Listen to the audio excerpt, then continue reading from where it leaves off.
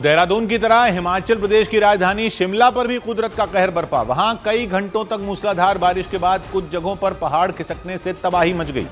बारिश के पानी के साथ पहाड़ से आने वाले मलबे ने हाहाकार मचा दिया। मलबे के साथ कई पेड़ भी अपनी जगह से उखड़कर नीचे आ गए।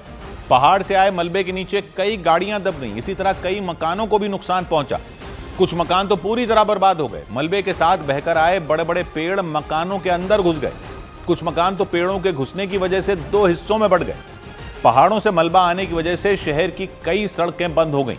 हालांकि प्रशासन ने तुरंत राहत और बचाव का काम शुरू किया। इस सब के बीच मौसम विभाग ने शिमला समेत राज्य के कई जिलों में भारी बारिश का अलर्ट जारी कर दिया। मतलब आने वाले दिनों में भी लोगों को मुसीबतों का सामना करना पड़ सकता है। प्रशासन की तरफ से भी बारिश के दौरान लोगों से सावधान रहने की अपील की गई, क्योंकि शिमला और उसके आसपास के इलाकों में बारिश ने रुकने का नाम ही नहीं लिया।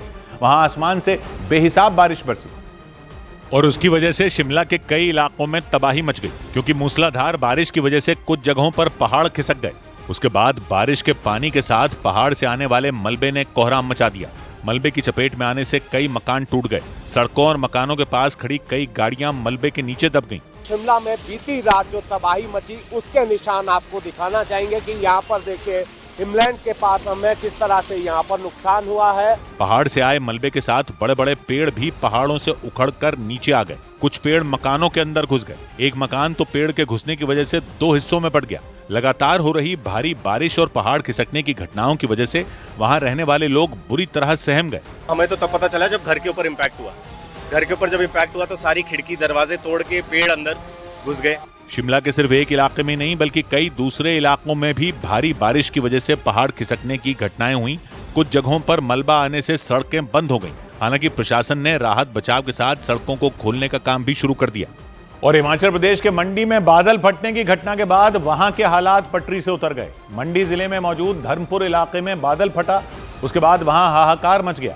बादल फटने की वजह से वहां बहने वाली सोनखड्ड नाम की नदी में बाढ़ आ गई।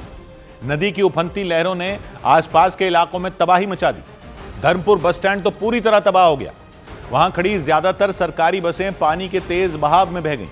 आसपास रहने वाले लोगों के मुताबिक बादल फटने के बाद बस स्टैंड पूरी तरह पानी में डूब गया था। बस स्टैंड के पास मौजूद तमाम दुकानें भी बर्बाद हो गईं। लोगों के घरों के अंदर कई फीट कीचड़ भर गया। खबर है कि बाढ़ की चपेट में आने से नदी पर बने एक पुल का नामो निशान मिट गया। मंडी की तरह कांगड़ा में भी भारी बारिश की वजह से हालात बिगड़ गए, क्योंकि लगातार हो रही मूसलाधार बारिश की वजह से वहां बहने वाली नदियां रौद्र रूप में आ गईं। नदी की उफनती लहरों ने वहां तांडव मचा दिया। भारी बारिश की वजह से कांगड़ा के एक इलाके में बाढ़ जैसे हालात बन गए। वहां की एक सड़क पर तेजी से पानी बहता नजर आया। देखकर ऐसा लगा जैसे कोई उफनती नदी शहर में घुस आई हो। उसी सड़क पर एक कार फंसी दिखाई दी। उस दौरान वहां मौजूद एक आदमी उस कार को बहने से बचाने की कोशिश करता रहा।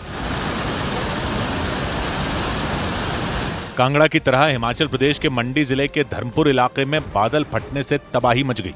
बादल फटने के बाद वहां बहने वाली सोनखड्ड नदी में सैलाब आ गया और उसकी लहरों ने आसपास के इलाकों में कोहराम मचा दिया। धर्मपुर बस स्टैंड पूरी तरह पानी में डूब गया। बस स्टैंड में खड़ी 20 से ज्यादा सरकारी बसें पानी के तेज बहाव में बह गईं। कुछ बसें पलट गईं और कुछ बसें कई फीट कीचड़ में फंस गईं।